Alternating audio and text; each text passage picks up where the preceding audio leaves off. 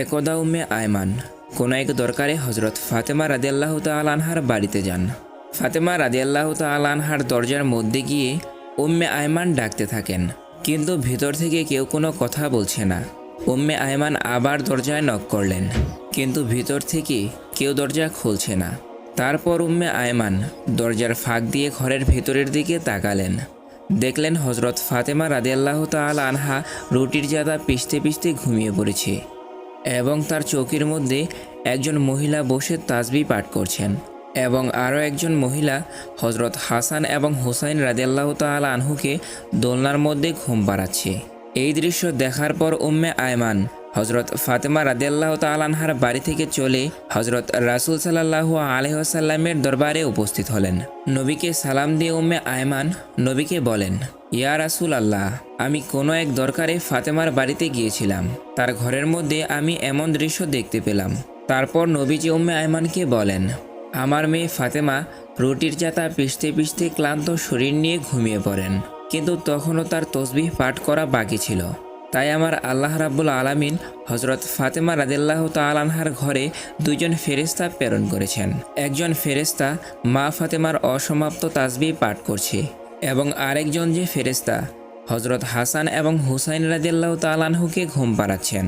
তুমি যে মহিলাকে দেখেছো তারা আসলে কোনো মহিলা নয়, তারা হলেন আল্লাহ রাব্বুল আলামিনের পাঠানো ফেরেশতা।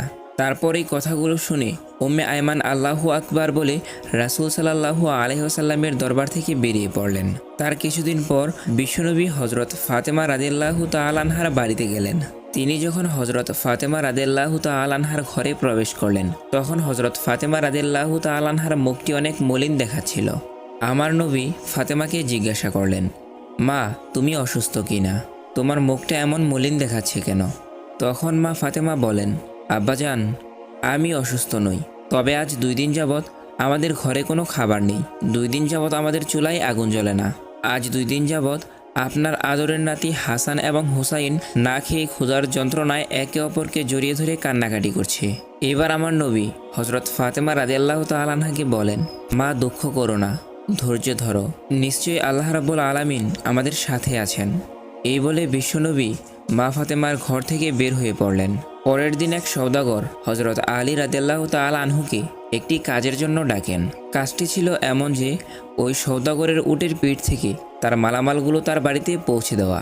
হজরত আলী রাদিয়াল্লাহু তাআলা আনহু এই কাজের বিনিময়ে কিছু দিরহাম পেলেন এবং সেই দিরহামগুলো নিয়ে একটি দোকানে চলে গেলেন এবং সেই দোকান থেকে কিছু আটা নিয়ে মা ফাতেমাকে দিলেন। তারপর ক্লান্ত শরীর নিয়ে হজরত আলী রাদিয়াল্লাহু তাআলা আনহু ঘুমিয়ে পড়লেন। মা ফাতেমা আটাগুলো জাতার মধ্যে পিষিয়েগুলো দিয়ে রুটি তৈরি করেন। তারপর হজরত আলীকে ঘুম থেকে ডেকে ওই রুটিগুলো সকলে মিলে খান। সকলে খাওয়ার পর মা ফাতেমা কিছু রুটি আমার নবীজির জন্য নিয়ে আসেন। মা ফাতেমা নবীজিকে রুটিগুলো দিয়ে বলেন, আব্বা গো, আপনি এই রুটিগুলো খান। আব্বা গো, আজ 2 দিন পর আমাদের ভাগ্যে কিছু রুটি জুটেছে। আমার নবীজি 3 দিন উপবাস থাকার পর রুটিগুলো খেলেন। তারপর মা ফাতেমাকে বললেন, মা, আজ 3 দিন পর আমি তোমার দেওয়া এই রুটিগুলো খেলাম। একদিন হজরত আলী রাদিয়াল্লাহু তাআলা আনহু মা ফাতেমাকে ডেকে বলেন, ফাতেমা, শুনেছি নবীজির কাছে কিছু বন্দি এসেছে। তুমি তো সারাদিন অনেক পরিশ্রম করো, যাতাতে রুটি পিষতে পিষতে হাতে ফোসকা ফেলে দিয়েছো।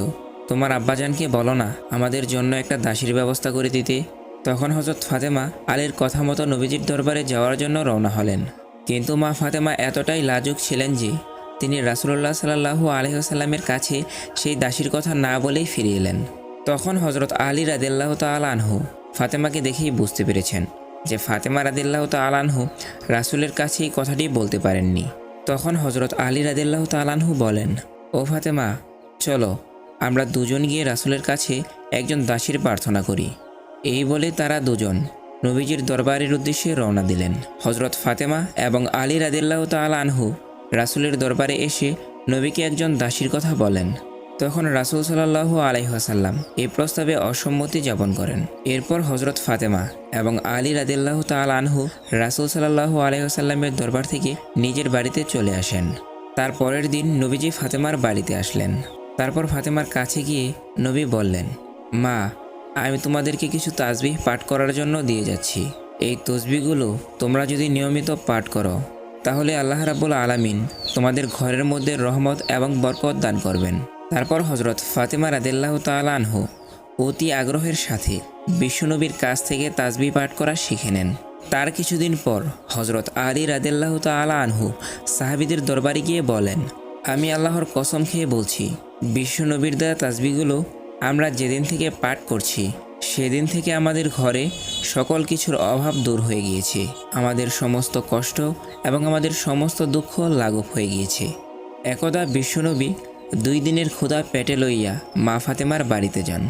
মা ফাতেমার ঘরেও সেদিন কোনো খাবার ছিল না, কিন্তু বিশ্বনবীকে দেখে মা ফাতেমা বুঝতে পারলেন যে তার আব্বাজান অনেক ক্ষুধার্ত রয়েছেন। আমার নবীজি ফাতেমার ঘরে এসেই বুঝতে পেরেছেন যে ফাতেমার ঘরেও কোনো রকমের খাবার নেই। তখন বিশ্বনবী মুচকি হেসে মা ফাতেমাকে বলেন, ও ফাতেমা, আমি এদিক দিয়ে যাচ্ছিলাম, ভাবলাম তোমাকে একবার দেখে যাই। এই বলে নবীজি ফাতেমার ঘর থেকে বের হয়ে গেলেন। কিন্তু মা ফাতেমা ঠিকই বুঝতে পেরেছিলেন যে নবীজি ক্ষুধার্ত ছিল। তখন ফাতেমা কন্দনরত অবস্থায় নামাজে বসে যান। 2 রাকাত নামাজ পড়ার পর আল্লাহ রাব্বুল আলামিনের কাছে মোনাজাত করে বললেন, হে রাব্বুল আলামিন, আপনি আমাকে যত পারেন কষ্ট দেন, কিন্তু আমার বাবাকে কোনো কষ্ট তুমি দিও না আল্লাহ। মা ফাতেমা যখন মোনাজাত শেষ করলেন তখন তিনি লক্ষ্য করতে পারলেন কেউ যেন এসে তার ঘরে খাবার দিয়ে যাচ্ছে। ফাতেমা এতগুলো খাবার দেখে খুশি হয়ে গেলেন এবং নবীজিকে ডেকে নিয়ে আসলেন। আমার নবীজি ঘরে প্রবেশ করেই ফাতেমা রাদিয়াল্লাহু তাআলা আনহুকে জিজ্ঞাসা করলেন, মা, এই খাবার কে দিয়েছে? তখন হজরত ফাতেমা রাদিয়াল্লাহু তাআলা আনহা বলেন, আব্বাজান, হজরত ঈসা আলাইহিস সালামের মা হজরত মরিয়ম আলাইহিস সালামের জন্য যেখান থেকে খাবার আসতো সেখান থেকে আল্লাহ রাব্বুল আলামিন আমার জন্য খাবার নিয়ে এসেছেন। তখন আমার নবী বুঝতে পারলেন যে আল্লাহ রাব্বুল আলামিন মা ফাতেমার জন্য বেহেশত থেকে খাবার পাঠিয়েছেন। তখন আমার নবীজি হজরত ফাতেমা রাদিয়াল্লাহু তাআলা আনহা, হজরত আলী রাদিয়াল্লাহু তাআলা আনহু ও হাসান হুসাইন সকলে মিলে পেট ভরে খাবার খাইলেন। এত সুস্বাদু খাবার খেয়ে হজরত ফাতেমা রাদিয়াল্লাহু তাআলা আনহা আল্লাহর দরবারে শুকরিয়া আদায় করলেন। ফাতেমা লক্ষ্য করলেন তাদের সবার খাওয়ার শেষেও একটু খাবারও কমেনি। তখন মা ফাতেমা পাড়া প্রতিবেশীকে ডেকে সমস্ত খাবারগুলো তাদের মাঝে দিয়ে দিলেন। পাড়া প্রতিবেশীরা এত সুস্বাদু খাবার খেয়ে মা ফাতেমার প্রশংসা করতে লাগলেন। একদা হজরত আবু বকর রাদিয়াল্লাহু তাআলা আনহু এবং হজরত ওমর রাদিয়াল্লাহু তাআলা আনহু আমার নবীজিকে খুঁজে কোথাও পাচ্ছিল না। অবশেষে হজরত আবু বকর ও হজরত ওমর রাদিয়াল্লাহু তাআলা আনহু মুনাফিকদের কাছে গেলেন। মুনাফিকদের কাছে গিয়ে হজরত ওমর তরোয়াল তাক করে বললেন, হে মুনাফিকের বাচ্চারা, আমার নবীজিকে কোথাও খুঁজে পাওয়া যাচ্ছে না, তোরা বল আমার নবীজি কোথায় আছে, না হলে সবগুলোকে আজকে আমি কতল করে ফেলব। তখন মুনাফিকরা বলতে লাগলো, হে ওমর, বিশ্বাস করো, আমরা কোথাও তোমার নবীজিকে দেখিনি। তখন হজরত আবু বকর ওমর রাদিয়াল্লাহু তাআলা আনহুকে বললেন, ওমর, চলো আমরা সামনের রাস্তাটায় যাইয়া দেখি, সেখানে কিছু রাখালরা থাকে, তাদেরকে জিজ্ঞাসা করলে হয়তো আমার নবীজির কোনো সংবাদ পাওয়া যাবে। অতঃপর তারা দুজন মিলে সামনের দিকে হাঁটা শুরু করলেন। কিছু দূর যাওয়ার পর তারা কয়েকজন রাখালকে দেখতে পেলেন। হজরত ওমর রাদিয়াল্লাহু তাআলা আনহু রাখালকে জিজ্ঞাসা করলেন, তোমরা কি এদিক দিয়ে আমার নবীজিকে যেতে দেখেছ? তখন রাখালদের পক্ষ থেকে একজন রাখাল বললেন, আজকে 3 দিন যাবৎ পাশের গুহায় একজন লোক কান্নাকাটি করছে। তার কান্নার জন্য আমাদের পশুগুলো 3 দিন যাবৎ কোনো ঘাস পানি খাচ্ছে না। দুগ্ধপায়ী পশুর বাচ্চারা মুখে দুধ লাগাচ্ছে না।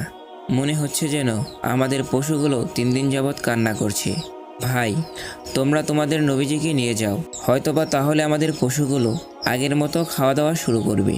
এইবার হজরত আবু বকর রাদিয়াল্লাহু তাআলা আনহু হজরত ওমরকে বললেন, হে ওমর, যার কান্নার জন্য পশু পাখিরাও খাওয়া দাওয়া ছেড়ে দিয়েছে সে আর কেউ হতে পারে না, তিনিই হলেন আমাদের নবী। তখন হজরত আবু বকর নবীর খুঁজে গুহার দিকে চললেন।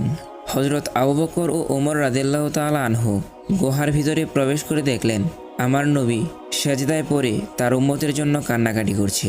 আমার নবীজি তার উম্মতের জন্য উম্মতি উম্মতি বলে কান্না করছে।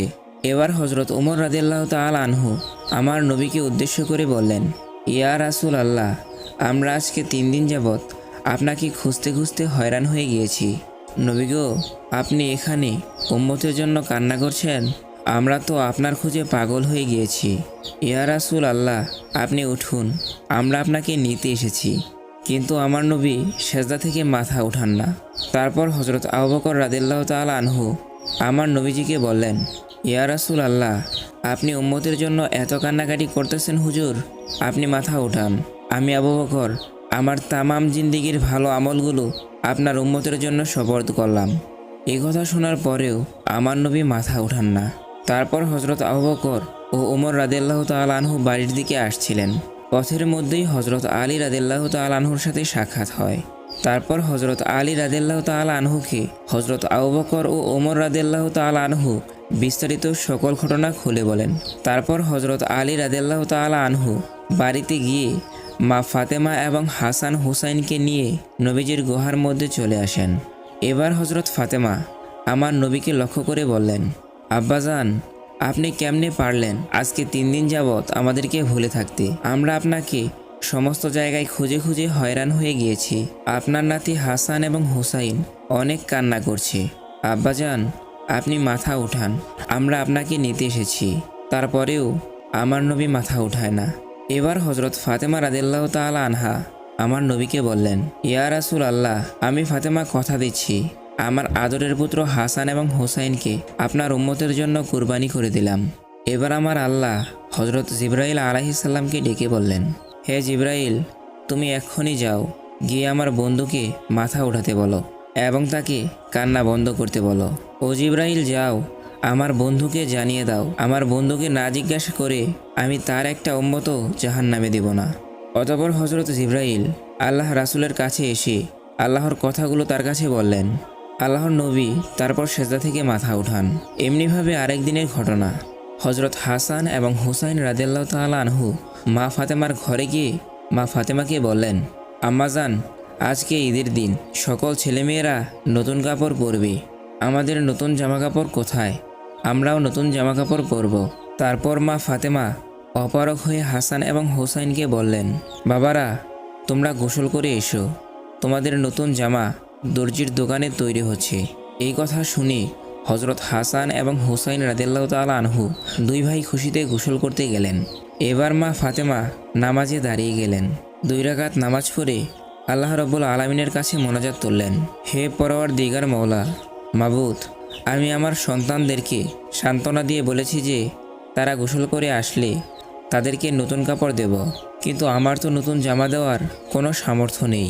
ইয়া রাব্বুল আলামিন, তারা যদি গোসল করে এসে নতুন জামা না পায় তাহলে তারা বলবে নবীর মেয়ে হয়ে আমি মিথ্যা কথা বলেছি। আল্লাহ গো, আমি এখন কি করব?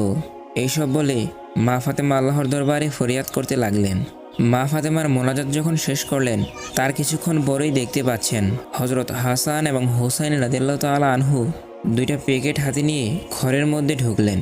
তারপর ফাতেমা হাসান হুসাইনকে জিজ্ঞাসা করলেন, বাবারা, তোমাদের হাতে কি? তারপর হাসান এবং হুসাইন জবাব দিলেন, আম্মাজান, বাইরের দর্জি আমাদেরকে 2টা জামার প্যাকেট দিয়ে গিয়েছে। তারপর মা ফাতেমা জামার প্যাকেটগুলো খুলে এত সুন্দর জামা কাপড় দেখতে পেয়ে আল্লাহ রাব্বুল আলামিনের দরবারে শুকরিয়া আদায় করলেন। তার কিছুদিন পর বিশ্বনবী দুনিয়া ছেড়ে চলে যান।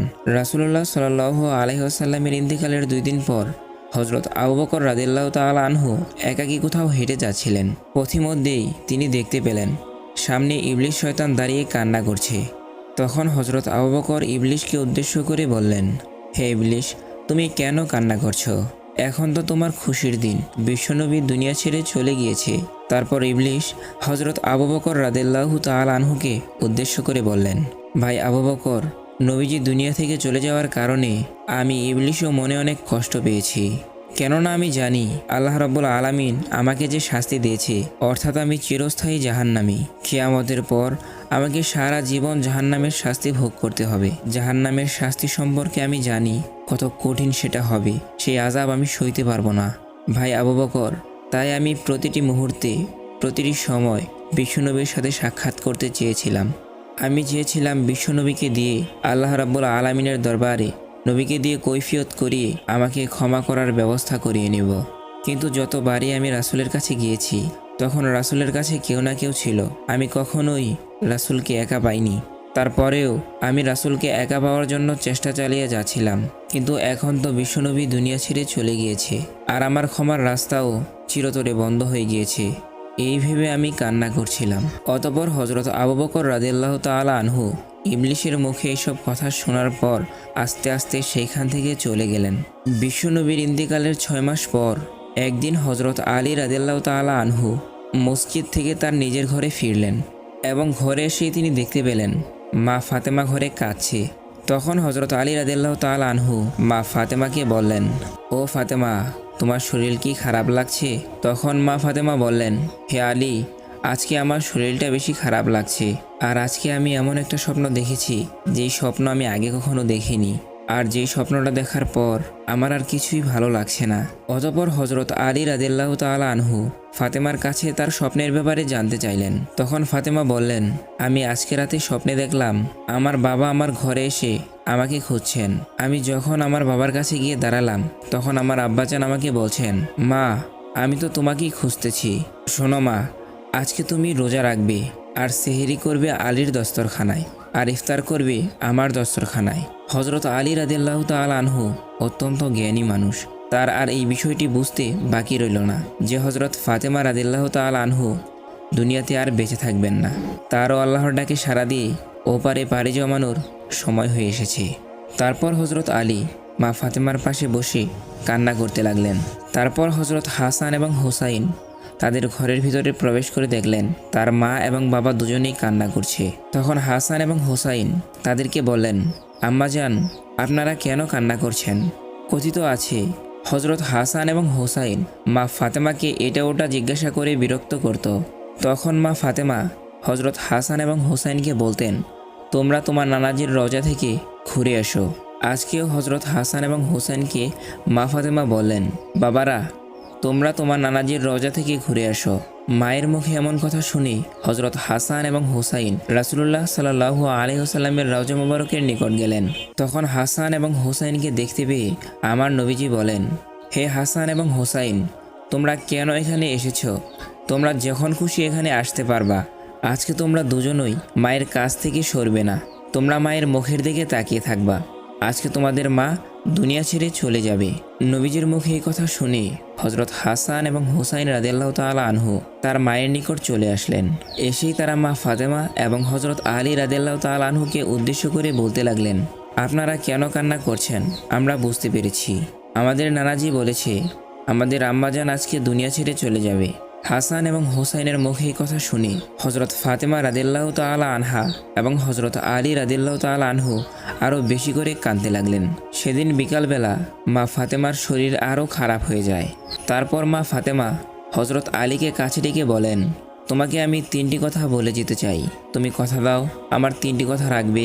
অতঃপর হজরত আলী রাদিয়াল্লাহু তাআলা আনহু মা ফাতেমাকে ওয়াদা করলেন। এবার মা ফাতেমা হজরত আলী রাদিয়াল্লাহু তাআলা আনহুকে বললেন, আলী, আমার প্রথম কথা হলো, আমি অনেক দিন তোমার সাথে সংসার করেছি। আমার জানা অজানা অনেক ভুল ত্রুটি হয়তো তোমার সাথে হয়েছে, তুমি আমাকে ক্ষমা করে দিবা। তারপর হজরত আলী রাদিয়াল্লাহু তাআলা আনহু বললেন, ফাতেমা, এসব তুমি কি বলছো? তোমার মতো স্ত্রী দুনিয়ায় আর কার ভাগ্যে জুটবে? ও ফাতেমা, তোমার বাবা বিশ্বনবী দয়া করে মায়া করে তোমাকে আমার হাতে তুলে দিয়েছিল। আমি তোমাকে ঠিকমতো পড়াতে পারিনি, খাওয়াতে পারিনি। আমি যদি তোমার কাছে কোনো অন্যায় করে থাকি আমাকেও তুমি মাফ করে দিবা। তখন হজরত ফাতেমা রাদিয়াল্লাহু তাআলা আনহু বললেন, আলী, আমাকে এই কথাগুলো বলে তুমি আমাকে আর ছোট করো না। তারপর হজরত ফাতেমা আবারও বলেন, আলী, আমার দ্বিতীয় কথা হলো, আমি এই দুনিয়া থেকে চলে যাওয়ার পর তুমি আরেকটি বিয়ে করে নিবা। আমি তোমাকে অনুমতি দিয়ে গেলাম। আর সপ্তাহে একদিন আমার হাসান এবং হুসাইনকে তুমি বুকে নিয়ে ঘুমাবা। তারপর মা ফাতেমার 3 নাম্বার কথা হিসাবে হজরত আলীকে বললেন, আলী, আমার 3 নাম্বার কথা হলো, আমি দুনিয়া থেকে চলে যাওয়ার পর আমাকে রাতের বেলা দাফন করবে, যাতে করে কোনো মানুষ আমার লাশটা না দেখতে পারে। কেউ যদি আমার লাশ দেখে ফেলে তাহলে তারা বুঝে ফেলবে নবীর মেয়ে ফাতেমা এতটুক লম্বা ছিল, এতটুক খাটো ছিল। আমি চাই না কেউ আমার লাশ দেখে এটা বুঝতে পারুক। অতঃপর কিছুক্ষণ পর মা ফাতেমা দুনিয়া থেকে বিদায় হয়ে গেলেন। হজরত আলী কাঁদছে, হাসান হুসাইন কাঁদছে। কিছুক্ষণ পর হজরত আলী চিন্তা করতে লাগলেন, খাটের 4 পায়ে 4 জন লোক, হজরত হাসান হুসাইন এবং আলীকে দিয়ে হয় 3 জন, আর একজন তারা কোথায় পাবেন? অতঃপর কিছুক্ষণ পর রাসূলুল্লাহ সাল্লাল্লাহু আলাইহি ওয়াসাল্লামের সাহাবী আবু যর গিফারি রাদিয়াল্লাহু তাআলা আনহু তার ঘরের ভিতরে প্রবেশ করলেন। তারপর আবু যর গিফারি রাদিয়াল্লাহু তাআলা আনহু হজরত আলী ও হাসান হুসাইন মিলে তারা মা ফাতেমাকে কবরের দেশে নিয়ে আসলেন। কবরে নিয়ে আসার পর হজরত আলী রাদিয়াল্লাহু তাআলা আনহু নবীর সাহাবী আবু যর গিফারি রাদিয়াল্লাহু তাআলা আনহুকে লক্ষ্য করে বললেন, ও আবু যর, তুমি কিভাবে জানলে আজকে ফাতেমা দুনিয়া থেকে বিদায় হয়ে গিয়েছে? তারপর আবু যর গিফারি রাদিয়াল্লাহু তাআলা আনহু আলীকে উত্তর দিলেন, হে আলী, আমি স্বপ্নে দেখতে পেলাম রাসূলুল্লাহ সাল্লাল্লাহু আলাইহি ওয়াসাল্লাম আমার নিকট এসে বলছে, হে আবু যর, আমার মেয়ে ফাতেমা আজ দুনিয়া থেকে চলে গিয়েছে। তাকে দাফন করার জন্য আরও একজন লোকের প্রয়োজন। তুমি যাও, হজরত আলী এবং হাসান হুসাইনকে মা ফাতেমাকে দাফনের কাজে সহায়তা করো। অতঃপর তারা সবাই মিলে মা ফাতেমার লাশ কবরের মধ্যে নামালেন। এরপর কবরকে উদ্দেশ্য করে হজরত আবু যর গিফারি রাদিয়াল্লাহু তাআলা আনহু বলতে লাগলেন, হে কবর, তুমি কি জানো আজকে তোমার মধ্যে কাকে রেখে যাচ্ছি? আজকে তোমার মধ্যে রেখে যাচ্ছি বেহেশতের মহিলাদের সর্দারিনী হজরত ফাতেমা রাদিয়াল্লাহু তাআলা আনহুকে।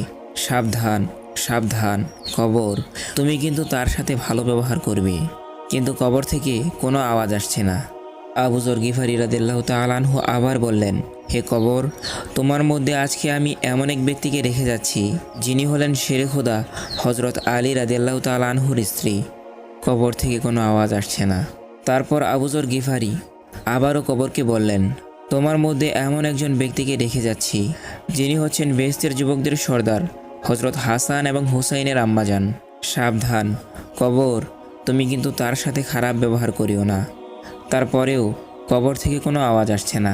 হজরত আবু যর গিফারি রাদিয়াল্লাহু তাআলা আনহু কবরকে আবার বললেন, তোমার মধ্যে আজকে এমন একজন ব্যক্তিকে রেখে যাচ্ছি যাকে সৃষ্টি না করলে এই দুনিয়ায় সৃষ্টি হতো না।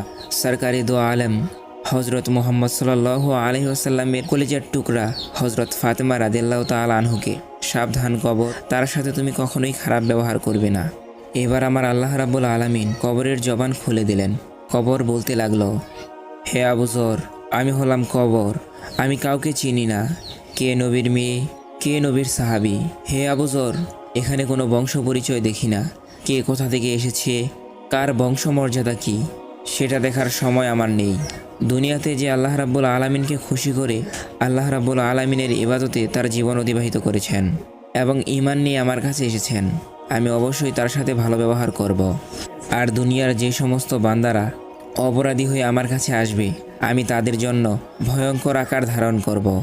তাকে আমি চাপ দিয়ে একটি পাঁজরের হাড় আরও একটি পাঁজরে ঢুকিয়ে দেব এবং আমার মধ্যে রয়েছে বিষাক্ত সাপ, বিচ্ছু, অগণিত পোকামাকড়। এই সমস্ত ভয়ঙ্কর প্রাণীগুলো ওই ব্যক্তিকে ধ্বংস করতে থাকবে। কবরের এমন জবাব শুনে হজরত আবু যর গিফারি রাদিয়াল্লাহু তাআলা আনহু ভয়ে কাঁপতে লাগলেন। প্রিয় বন্ধুরা, হজরত ফাতেমা রাদিয়াল্লাহু তাআলা আনহা বেহেশতের সর্দারিনী, তার বেলায় যদি কবর এমন কথা বলে থাকেন, তাহলে আপনার আমার ক্ষেত্রে কবর কি বলতে পারে? আমার আপনার অবস্থা কেমন হতে পারে একটাবার চিন্তা করে দেখুন। আল্লাহ রাব্বুল আলামিন আমাদের সবাইকে আল্লাহর দ্বীনের পথে চলার তৌফিক দান করুন। আর প্রিয় বন্ধুগণ, ভিডিওটি কেমন লেগেছে তা অবশ্যই কমেন্ট করে জানিয়ে দিন।